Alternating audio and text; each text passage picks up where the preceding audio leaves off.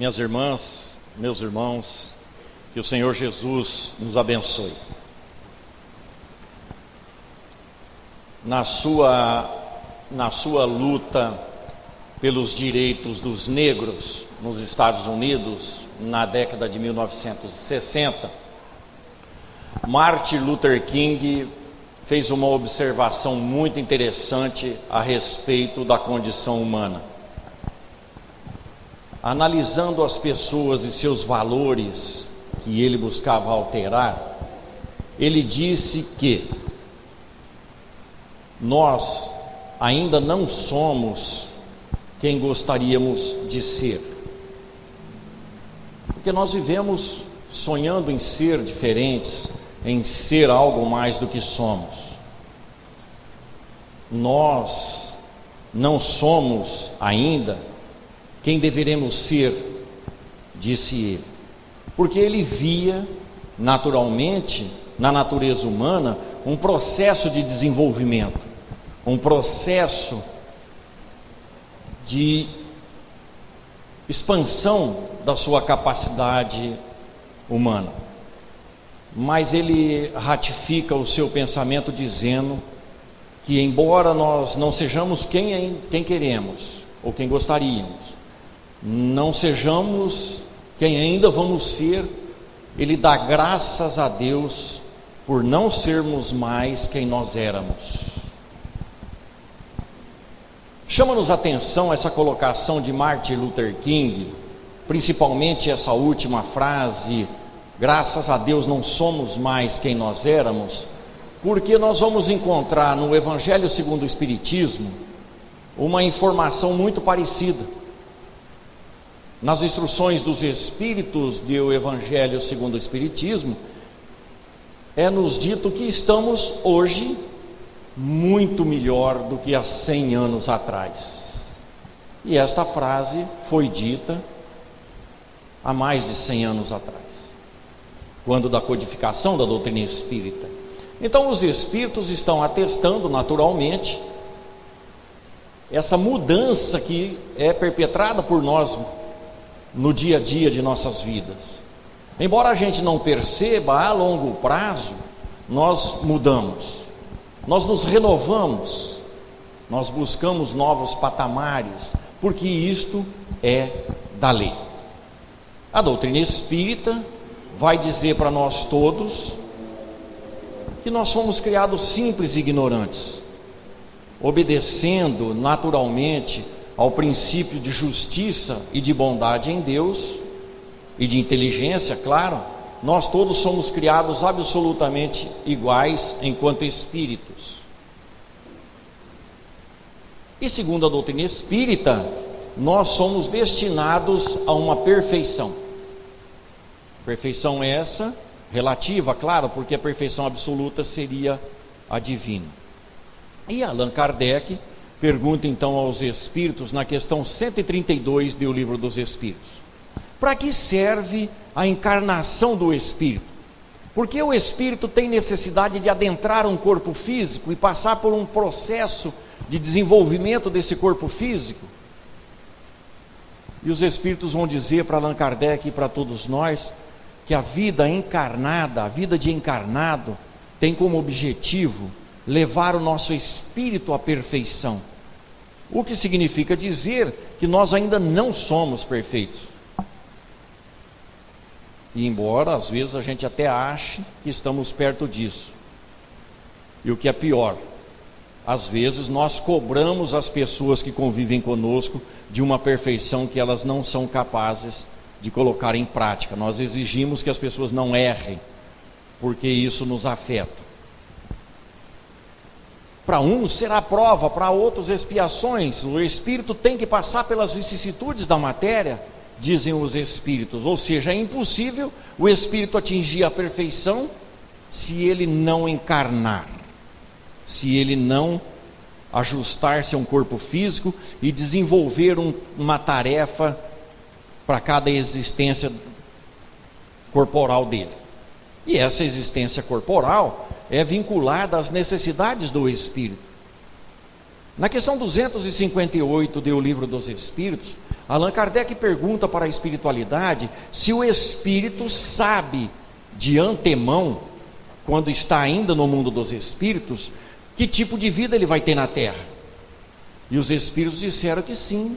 Nós não só sabemos o tipo de vida que vamos ter na Terra, na próxima existência, quanto somos nós mesmos que planejamos esta existência, de acordo com as nossas necessidades espirituais, de acordo com as nossas possibilidades espirituais.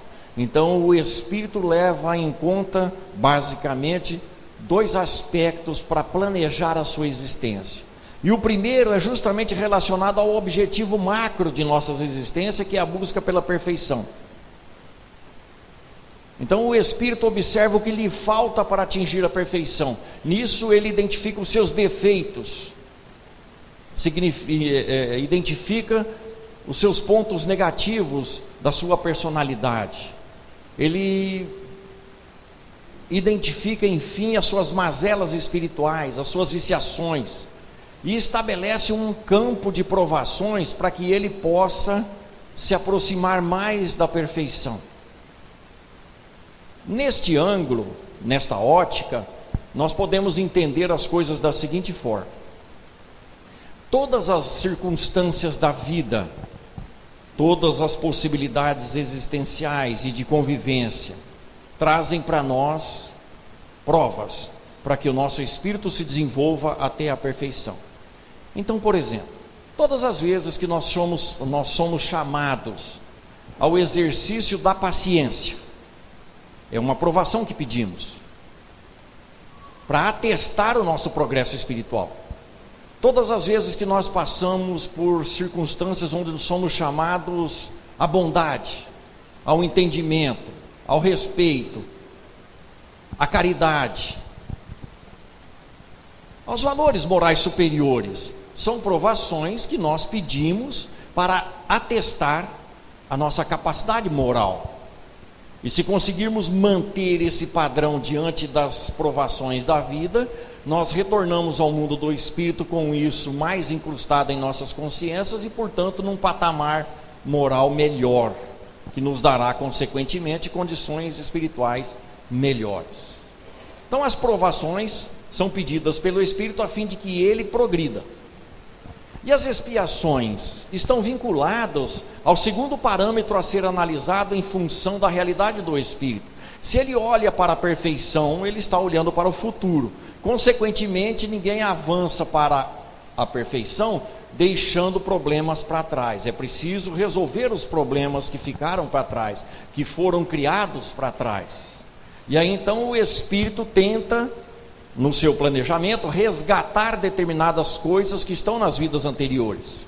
E ele planeja então algumas expiações que poderão ser substituídas pela ação no bem. E isso já foi dito para nós, para todos nós, por Pedro apóstolo, na sua primeira epístola universal, quando ele fala: o amor cobre uma multidão de pecados. Ou seja, se trabalharmos perseverantemente no bem, com amor, nós não precisaremos resgatar o que está lá atrás, porque o amor constrói. Se constrói, constrói também o que está para trás. Mas qual que é o problema em termos de expiação e provação? O problema todo é que elas vêm pelo próximo. São as pessoas que nos causam problemas na maior parte das vezes. São elas que nos tiram da paciência, são elas que nos testam a tolerância, a bondade, o entendimento, o respeito. São as pessoas. Mas se interpretarmos da forma correta, nós vamos ver que as pessoas que nos colocam nessa condição de provas estão sendo instrumentos de Deus para atingir o nosso objetivo. Então as pessoas que nos testam a paciência, a tolerância, a bondade, por exemplo, estão nos fazendo um favor. Nessa ótica a gente precisa agradecer a elas por estarem testando a gente. Essa é a ótica que nós precisamos analisar: a esposa problemática, o marido problemático, os filhos problemáticos, o vizinho problemático, o colega de trabalho problemático. São bênçãos em nossas vidas, porque eles estão dando para nós a oportunidade da aprovação que nós planejamos na vida espiritual, a fim de que nós possamos nos tornar mais próximos da perfeição. Simples entender. O problema está nos valores que nós temos, porque a gente considera isso agressões, intromissões em nossas existências, e achamos que eles não deveriam fazer isso porque nos atrapalha. Pelo contrário, eles estão nos ajudando a identificarmos as nossas tendências menos felizes, as nossas aptidões negativas, e com isso nós perdemos a oportunidade do trabalho, de renovação dos nossos espíritos aqui na Terra. Allan Kardec propõe aos espíritos, na questão 909, o seguinte questionamento: pode o homem, por sua própria vontade e esforços,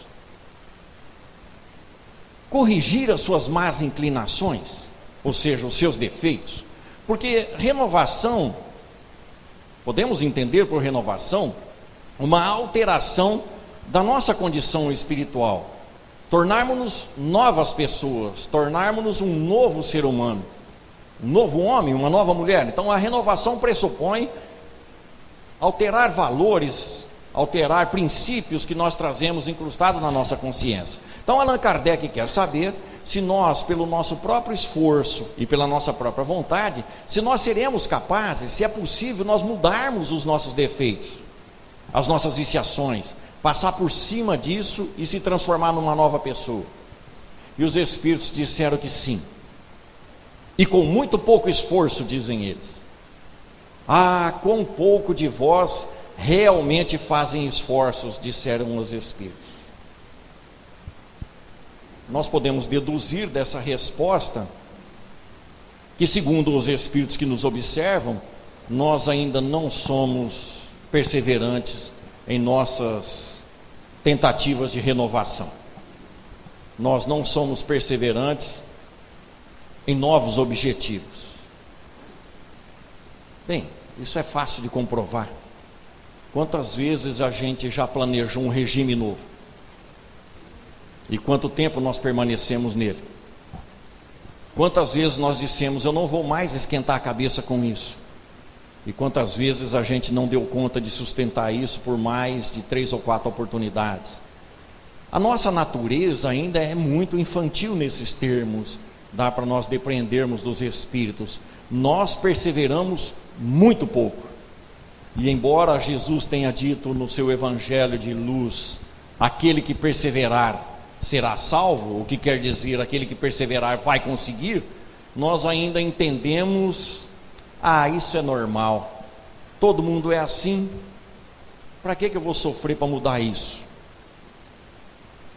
Fica para outra encarnação, nessa já tem coisa demais para mudar, dirão alguns espíritas. Mas a outra encarnação pode ser que não seja nem na Terra mais. Precisamos prestar muita atenção nisso, porque se nós não nos renovarmos adequadamente, talvez a gente não se sintonize com a realidade do mundo de regeneração. Então é preciso acelerar o processo de renovação, a fim de que a gente possa se colocar em sintonia com as vibrações de um mundo de regeneração. Mundo de regeneração significa um mundo onde as pessoas já estão afinadas com o discurso do Evangelho de Jesus e estão predispostas a colocar isso em prática.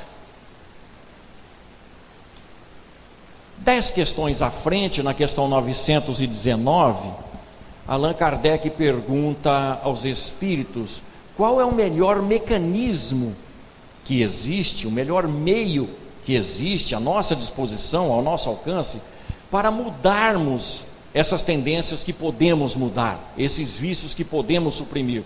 Qual é o melhor jeito? E os espíritos disseram pela voz de Santo Agostinho: um sábio da antiguidade já vos disse, conhece-te a ti mesmo. Esse conhece-te a ti mesmo era muito utilizado por Sócrates e por muitos outros sábios da humanidade. É mesmo atribuído a Sócrates, mas não foi ele que criou esse aforismo. Esse aforismo constava do templo de Delfos, um dos oráculos mais respeitados e procurados da Grécia Antiga, há mais de 2.500 anos. Hoje Delfos são só ruínas, mas havia o templo de Delfos, e lá no oráculo estava escrito: conhece-te a ti mesmo e conhecerás os deuses. E essa frase, esse aforismo é atribuído a Pitágoras, o grande filósofo e matemático grego. De qualquer forma, Santo Agostinho vai explicar para nós, na sequência da questão 919, na questão 919a, que só há um jeito prático de nós nos conhecermos: observando aquilo que a gente faz, observando aquilo que a gente pensa, observando as nossas tendências menos felizes, os nossos atributos psicológicos, ou seja, observando a nossa característica de ação. E ele revela para nós o segredo dele, porque foi o mecanismo que ele implantou na vida dele, para ele descobrir aonde ele errava, para ele descobrir no que ele errava. Então ele diz mais ou menos o seguinte: todos nós já ouvimos muito falar dessa questão 919, 919A, dessas questões. Santo Agostinho fala para nós mais ou menos o seguinte: passe em revista o seu dia, observe como você se comporta diante das pessoas, para com as pessoas, na vida de relação. Veja o que você fez para essas pessoas que conviveram com você neste dia, o que você falou, o que você pensou a respeito delas ou delas nas suas mais diversas condições. É preciso ter coragem, porque ele vai falar para nós observarmos se nós não as ferimos, se nós não as prejudicamos, não as magoamos, não as, enfim, causamos um prejuízo, qualquer que seja ele a elas, principalmente no âmbito espiritual, no âmbito moral. Ah, dirão alguns, ou a maioria de nós, porque fazemos as coisas com muito boa vontade, e a gente sabe que de boa vontade o inferno está cheio. Não prejudiquei ninguém, fiz tudo de coração. Então coloque-se no lugar da pessoa recebendo aquilo que você fez, fala Santo Agostinho, inverte o raciocínio. Coloque-se no lugar da pessoa, e aí recebendo o que você deu, o que você falou, recebendo o que você direcionou, você se contentará com isso? Permanecerá feliz? Terá crescido um pouco mais? De qualquer forma, é uma observação do nosso mundo íntimo, dos nossos valores, a fim de que nós possamos identificar os erros que temos, porque foi isso que foi levado em conta neste planejamento reencarnatório. E é possível mesmo mudar, e mais, necessário. Tanto isso é necessário que está no Evangelho do Senhor Jesus. Em duas passagens do Evangelho do Senhor Jesus, nós vamos encontrar o Mestre impondo, entre aspas, a necessidade de um ponto de mutação dos nossos espíritos para um processo de renovação. E nós conhecemos essas duas passagens. Vamos lembrá-las, portanto, superficialmente. A primeira delas é quando um grupo de homens apresenta ao Senhor Jesus uma mulher pega em adultério. É bem verdade que aquele grupo de pessoas, aquele grupo de homens, queria colocar Jesus numa condição para ver se ele cometia um erro diante da lei de Moisés, a fim de que ele pudesse ser acusado mais rapidamente. Então, ao apresentar a mulher a ele, perguntaram a ele o seguinte: a lei manda apedrejá-las até a morte. O que você diz? Já que ele vivia falando da lei de amor, do perdoar 70 vezes 7 vezes, qual era a opinião dele? Porque se ele fala, libera, ele estava contrariando a lei. Se ele fala, apedreja, não era preciso a mensagem dele, porque já bastava a lei. Jesus, que escrevia no chão, na areia, aliás, esse é o único registro que Jesus teria escrito alguma coisa, ele escrevendo na areia com o dedo. Atire a primeira pedra aquele que estiver sem pecado. É um banho de água fria em nossas consciências. E dos mais velhos para os mais novos, todos foram deixando aquele ambiente e por fim restou ele e a mulher. E ele perguntou àquela mulher: onde estão aqueles que te condenavam? Foram embora, Senhor. Eu também não te condeno. Vá e não peques mais. O que Jesus está propondo? Tem vários ângulos para nós analisarmos, mas nós nos lembramos de imediato de dois. Primeiro, Jesus em momento algum disse para aquela mulher: bem feito, quem mandou você errar? Não falou. Não disse a ela nada o que se referenciava ao passado dela, aos valores dela, nada, absolutamente. Ou seja, Jesus não julgou. Não, absolutamente. Esse é o primeiro aspecto. O segundo aspecto é que Jesus propõe a ela um novo comportamento. E ele, Jesus, dado a sua condição, jamais poderia pedir ou falar ou impor àquela mulher algo que ela não tivesse condições de fazer. Então ela tinha condição de mudar de vida. O que é que ia ser suficiente e necessário? A vontade dela, a opção dela pela mudança, a opção dela pela própria renovação, a opção dela pela busca de um novo comportamento. Isso estava nas mãos dela, é o livre-arbítrio, que inclusive o Senhor Jesus respeita.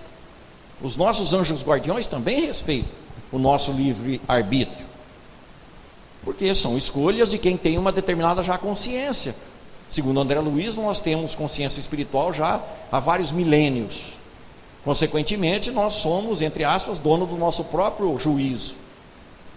Tanto somos dono que permitimos até que juízos alheios se imponham aos nossos através das influenciações, seja por encarnados ou desencarnados. Mas de qualquer forma, Jesus estabelece para aquela mulher um novo comportamento. A partir daquele instante, o passado não importa mais. A segunda passagem, também com essa mesma mensagem, mas traz um aditivo a mais, é quando o Senhor Jesus adentra o templo em Jerusalém. E era um sábado. E o sábado foi muito problemático para o Senhor Jesus, porque o mestre continuava curando aos sábados, ele continuava socorrendo aos sábados. Isso aos olhos dos judeus era trabalhar, e o sábado era para descanso.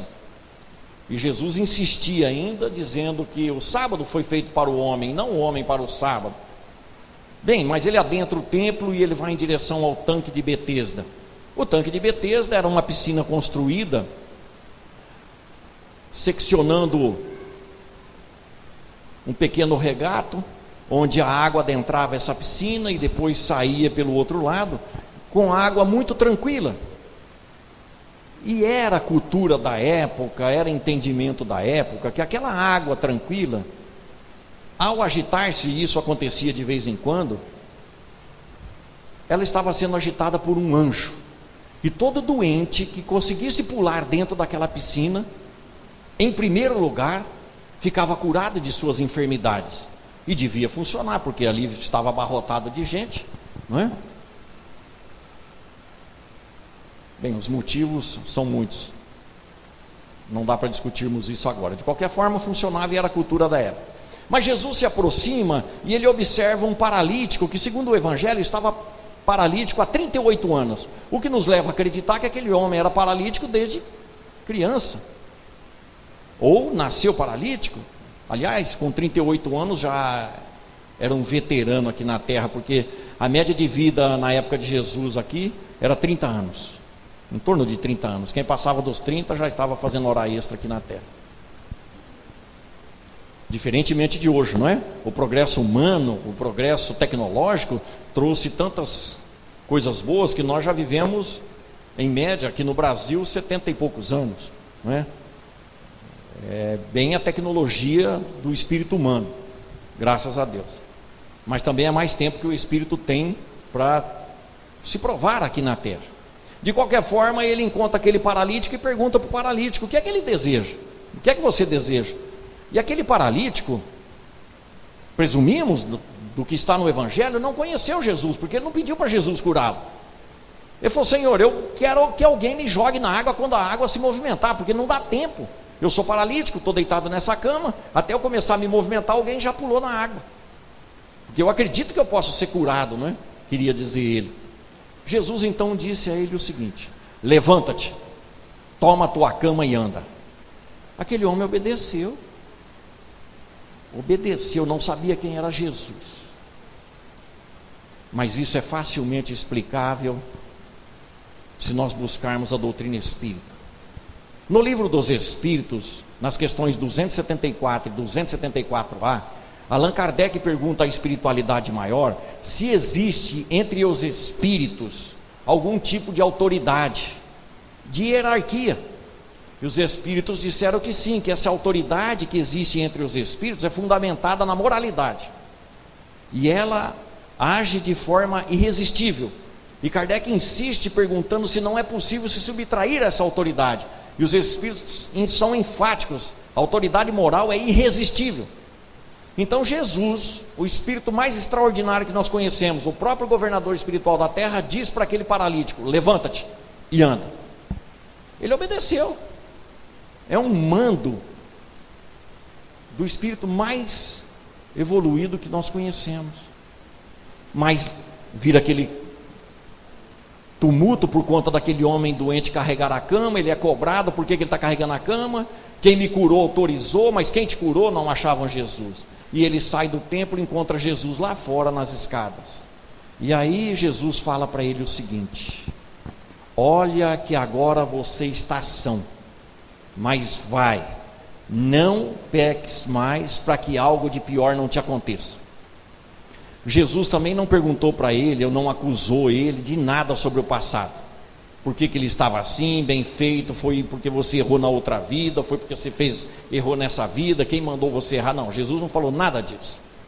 Jesus simplesmente curou ele, dando a ele uma nova oportunidade de renovação. Mas só que acrescentou a ele a responsabilidade pelas bênçãos conseguidas. Não peques mais, para que algo de pior não te aconteça. Ora, se nós fizermos um comparativo com nossas vidas, o nosso processo reencarnatório é uma bênção que recebemos de Deus. Se continuarmos errando, conscientemente de que estamos errando, em função do conhecimento que nós já temos, as consequências são sempre maiores. A lei de retorno para os erros cometidos, ela é proporcional à consciência que temos de nossos erros.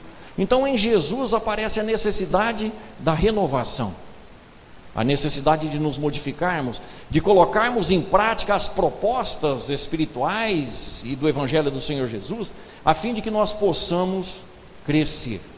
Mas Allan Kardec vai perguntar para os espíritos: de onde tira o homem a força necessária para progredir? E os espíritos vão dizer que é de dentro de si mesmo. Cada um de nós tem as forças necessárias para as mudanças que estão planejadas ou que estão, vamos dizer assim, objetivadas no nosso processo reencarnatório atual. Essa informação no Livro dos Espíritos, está na questão 779, vai ser mais esclarecida ainda na obra de André Luiz. Em Missionário da Luz, no capítulo 2, Alexandre, o mentor espiritual que está orientando André Luiz e o grupo de trabalho, fala sobre a epífise, que é o nosso órgãozinho que eletromagneticamente é ligado ao espírito. Dentre as funções da epífise ou glândula pineal, diz Alexandre, está de possibilitar ao espírito as forças subconscientes que temos. Então todos nós temos muitas forças que são colocadas no subconsciente. A gente não acredita que tem, não acha que tem. E a gente se esquece do Velho Testamento e ainda de Jesus. Lá no Velho Testamento, nos Salmos de Davi, está escrito: já disse tantas vezes, sois deuses, filhos do Deus Altíssimo. E Jesus nos cobra isso dizendo: não está escrito na lei, sois deuses? Vocês poderão fazer muito mais coisas do que eu tenho feito, se tiverdes fé do tamanho de um grão de mostarda. Então Jesus estabelece para nós e a doutrina espírita vem clarear ainda mais a lógica, informando-nos a respeito, coloca para nós que nós temos tudo nas mãos para renovarmos o nosso jeito de ser, o nosso modo de agir e de viver. Por que não estamos fazendo isso? Por que temos dificuldade? Porque falta um replanejamento aqui na Terra. Nós não lembramos o que traçamos no mundo dos espíritos, mas nós precisamos fazer um novo planejamento aqui, tomarmos novas atitudes. É possível mudar? Claro que é, todos nós já sabemos disso, tanto que mudamos. Estamos hoje muito melhores do que há 100 anos atrás, repetindo o Evangelho segundo o Espiritismo. Mas Allan Kardec pergunta para os espíritos o seguinte: dos que Deus tem mandado para servir de guia e modelo para a humanidade, qual é o maior de todos? Os espíritos disseram que é Jesus. Mas prestemos atenção não na resposta exclusivamente, mas na pergunta. Kardec quer saber quem é o guia e o modelo máximo para seguirmos aqui na Terra, porque nós outros seguimos muita gente, nós copiamos muitos comportamentos, nós seguimos muitas orientações, e na maioria das vezes de cegos para o Espírito. E Jesus dizia que cego que conduz cego, caem todos no buraco. Então nós buscamos espelhar as nossas ações, muitas vezes, em determinadas pessoas, em determinadas personalidades, e muito facilmente a gente vê isso no nosso planeta Terra, o quanto as personalidades que são evidentes nos meios de comunicação, os artistas, os grandes atletas, o quanto eles influenciam em nosso comportamento, e a gente acaba mudando de comportamento em função deles, e a gente copia de tudo. A gente copia jeito de se vestir, jeito de se calçar, jeito de se pintar, corte de cabelo, tudo a gente copia. Piercing, adereços, tatuagens, forma de falar, a gente copia tudo. Modismos. Mas para mudar de verdade, a gente vai precisar de outros tipos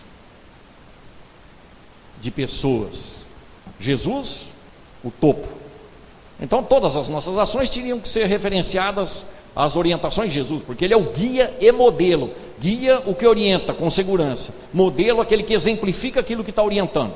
Em Jesus não há erro. Mas há um processo descrito no Novo Testamento de mudança comportamental que talvez esteja um pouco mais perto de nós, e que de onde nós podemos tirar algumas orientações a respeito para nós mudarmos. São 4 conselhos que foram dados a Saulo de Tarso para se transformar em Paulo, que são cabíveis também no nosso processo de mudança aqui na Terra. Relembremos rapidamente, porque todo o processo está descrito num livro espetacular chamado Paulo e Estevão. Quem ainda não leu precisa ler esse livro, de preferência antes de desencarnar, porque ele traz uma quantidade de informação muito grande a respeito da nossa vida aqui na Terra, da implantação do cristianismo e da forma como as coisas acontecem.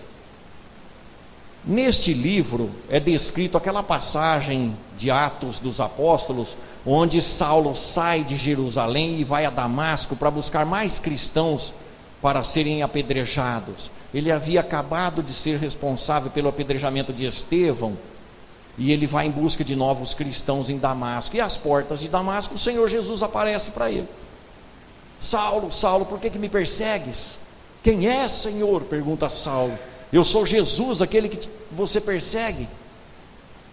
Naquele instante, Saulo de Tarso, que era uma inteligência ímpar, caiu em si. Imediatamente ele perguntou: Senhor, que queres que eu faça? Ora, um judeu que vivia matando cristão, de repente pergunta para Jesus: Senhor, que queres que eu faça?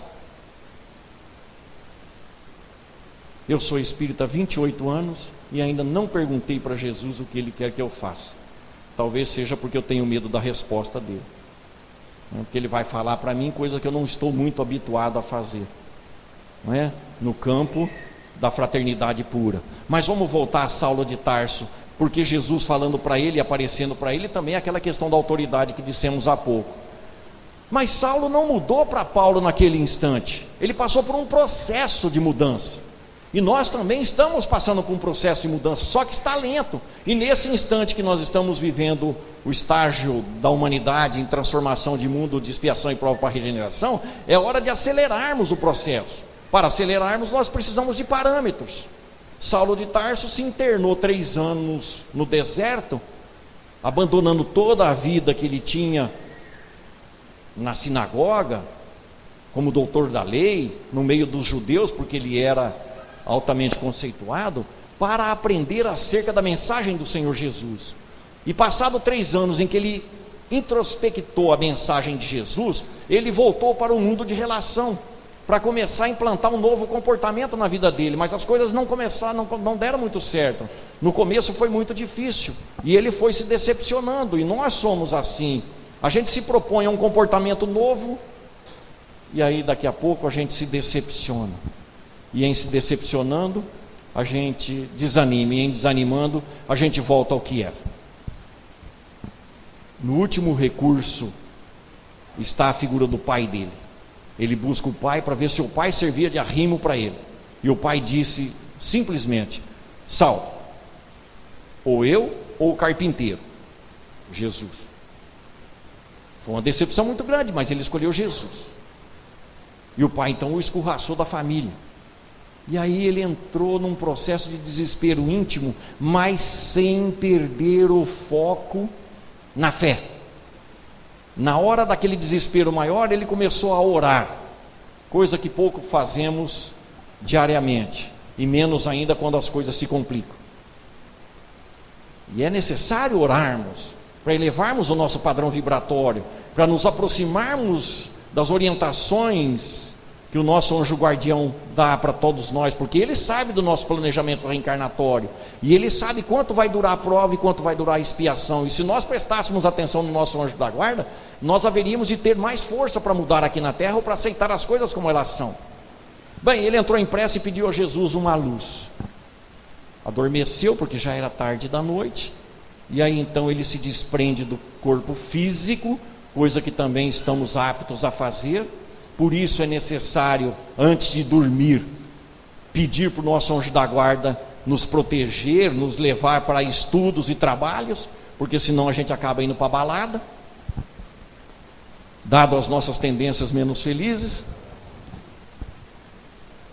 No mundo dos espíritos tem muita balada também. Por isso é importante a gente pedir para o anjo da guarda nos levarmos e nos trazermos em segurança. E ele pediu, e Jesus concedeu ele um encontro com Estevão, que ele havia sido responsável pela morte, e com a irmã de Estevão, que era a sua noiva aqui na terra, que também desencarnou em função dele tê-la abandonado quando soube que ela era irmã de Estevão. Aparece os dois para ele no mundo dos espíritos, e ele fica envergonhado. Ele fica envergonhado e chora de vergonha e ajoelha diante dos dois. Mas Estevão vai falar para ele uma coisa que nós também precisamos falar para nós. Estevão disse a ele: Saulo, não se prenda ao passado. Quem de nós já não errou? Só Jesus foi puro na terra. E nós? Quanto estamos presos ao passado? Quantas mágoas, quantos ressentimentos, quantas raivas, quantos melindres, quantos desgostos, quantos sentimentos menos felizes nós continuamos arrastando dentro de nós hoje. E por isso a gente não muda, porque a gente vive com a mentalidade que estávamos lá atrás, incrustando em nós esses sentimentos. Nós consumimos energia do momento presente, e consumindo energia do momento presente, nós não temos força para mudar o futuro, porque este é o único instante que a gente pode mudar o futuro. E é por isso que Jesus falava, não falava sobre o passado, porque já passou e ninguém consegue mudar isso. A única coisa que a gente pode fazer com relação ao passado é tirar lições de vida para implantar num novo comportamento daqui para frente, só isso. E aí Estevão deixou Saulo sozinho com Abigail, afinal de contas os dois almas entre aspas, gêmeas, tinham muito o que conversar, mas a cabeça de Saulo de Tarso fervilhava de questionamentos. Imaginemos a alegria dele encontrar um anjo que poderia responder 1000 perguntas, mas ela escolheu responder só 4, que servem todas para o nosso dia a dia aqui na terra, porque se serviu para a renovação de Saulo de Tarso, serve para a nossa renovação também. E a primeira pergunta que ela escolheu responder é justamente relacionada ao planejamento existencial. Ele perguntou para Abigail: o que eu devo fazer para me encaixar no planejamento traçado pelo Cristo para mim? Ou seja, se Jesus chamou as portas de Damasco, era para alguma coisa. Mas se nós reencarnamos aqui no Brasil, coração do mundo, pátria do Evangelho, terra do Cruzeiro, também é para alguma coisa. Relembrando as páginas de Brasil, coração do mundo, pátria do Evangelho, nós vamos nos lembrar que ninguém reencarna aqui sem o conhecimento de Jesus. Aliás, ele autorizou o nosso reencarne aqui quando ele pediu para Ismael ir até as trevas do velho mundo e convidar os espíritos arrependidos pelos muitos desequilíbrios dos séculos anteriores, se eles queriam vir por uma oportunidade de redenção aqui, trabalhando pelo Cristo. Então é a mesma coisa que eu perguntar: como é que eu me encaixo no meu planejamento reencarnatório, que está sob as ordens e os olhos do Senhor Jesus? E ela disse para ele uma única palavra, como solução para este questionamento: ame. É a proposta de Jesus. A proposta de Jesus é amar. A novidade, o amor. Porque até agora foi a dureza de vossos corações. Até agora foi a dureza de vossos corações. Eu, portanto, vos digo: amai-vos uns aos outros como eu vos tenho amado. Nisso sereis reconhecidos como meus discípulos.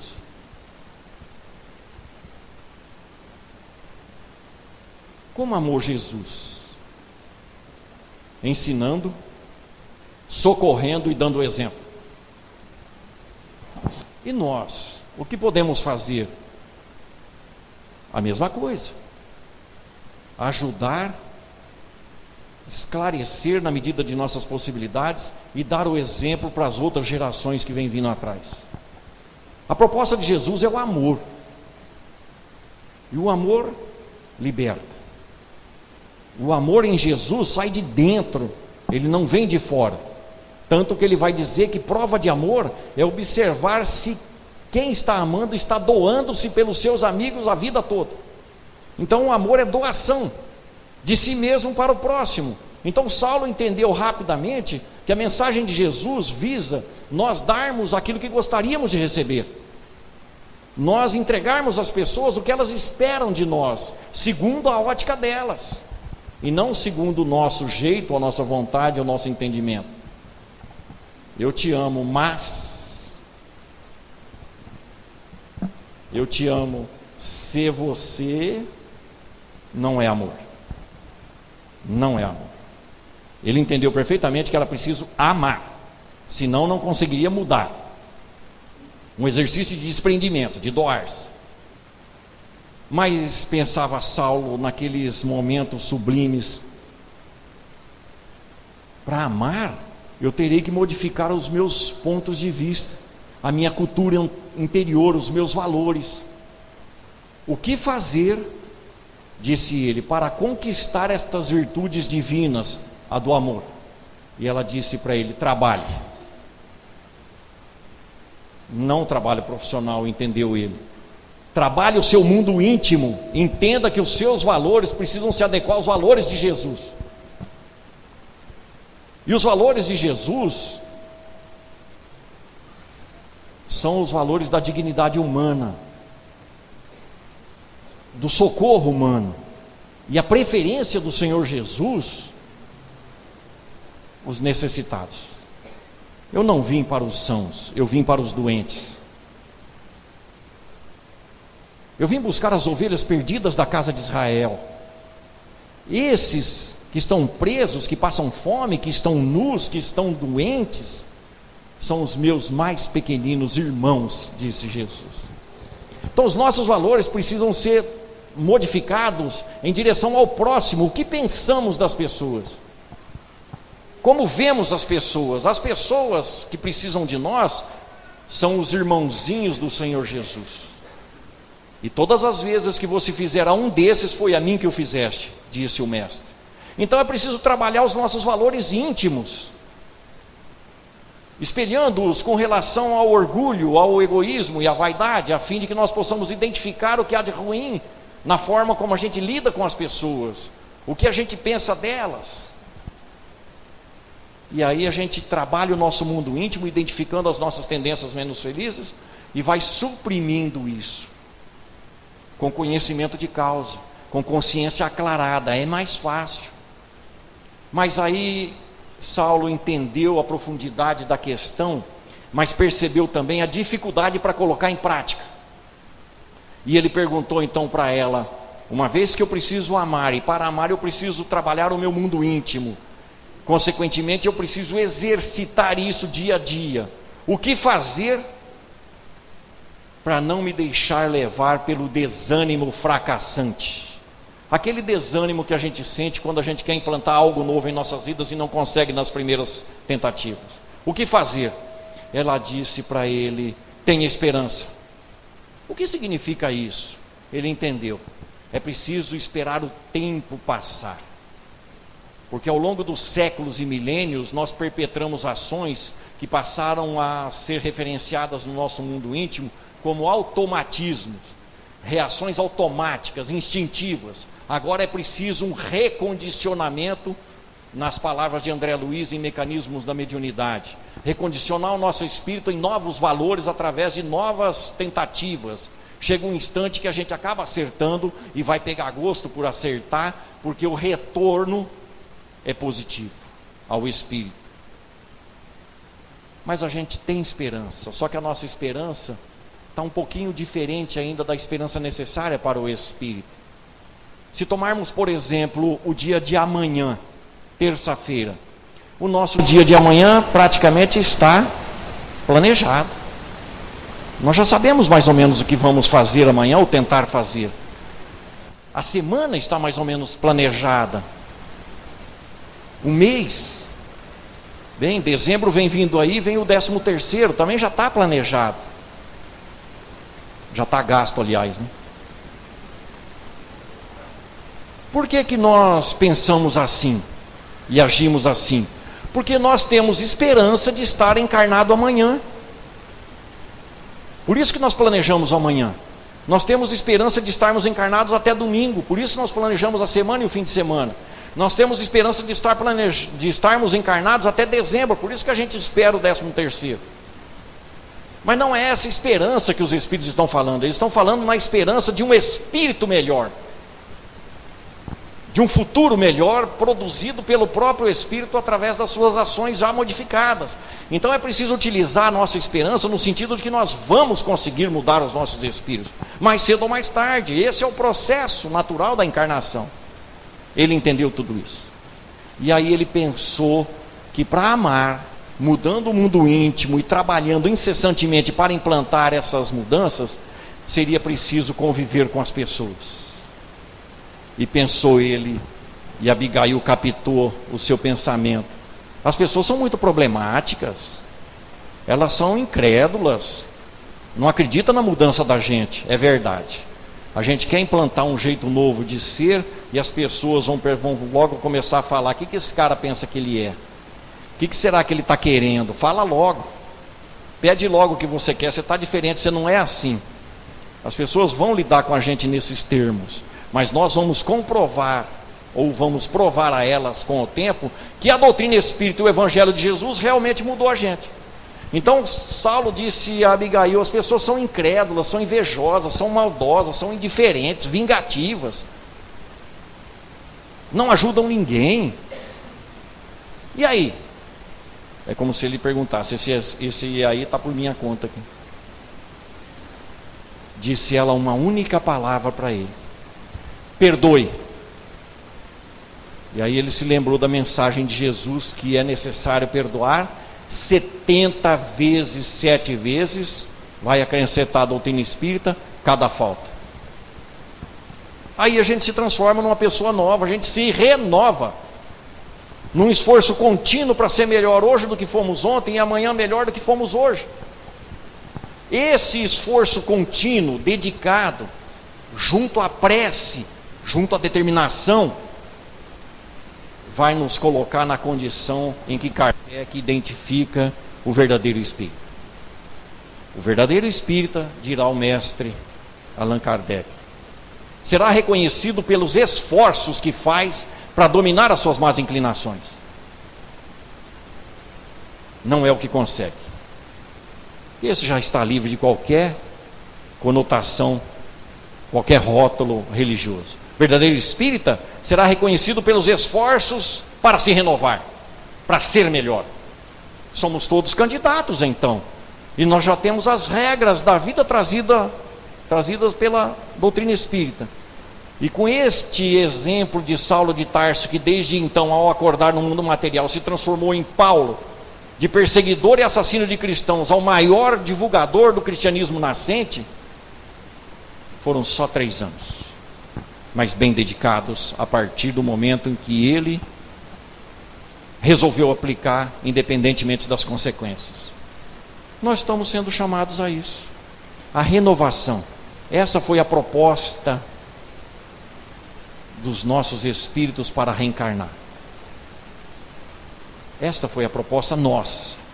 Mas ainda há um problema a ser resolvido, gostaríamos de inserir no contexto. Nós achamos que a palestra que ouvimos no Centro Espírita, se meu marido tivesse ouvido, se minha esposa, se minha vizinha, se meu filho, porque nós achamos que a mudança tem que ser através das pessoas. Nós queremos que as pessoas mudem? Não. O espírita vai querer mudar ele mesmo, porque nós já sabemos dos resultados a que isso se propõe. Raciocinemos nisso.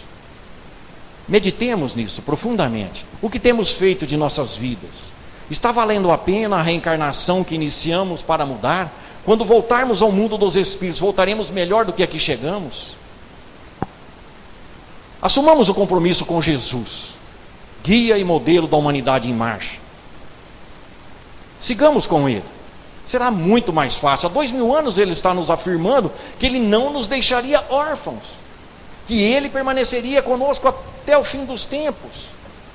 E nos momentos de dores ele ainda nos chama: vinde a mim todos vós que estáis cansados e sobrecarregados, eu vos aliviarei. Tomai sobre vós o meu jugo, aprendei comigo que sou manso e humilde de coração. Encontrarei alívio para as vossas dores, porque leve é meu fardo e suave é o meu jugo. E teimamos em não ouvir Jesus. A solução? Jesus. Sempre Jesus. Mas nunca sem Kardec. Muito obrigado a todos e muita paz.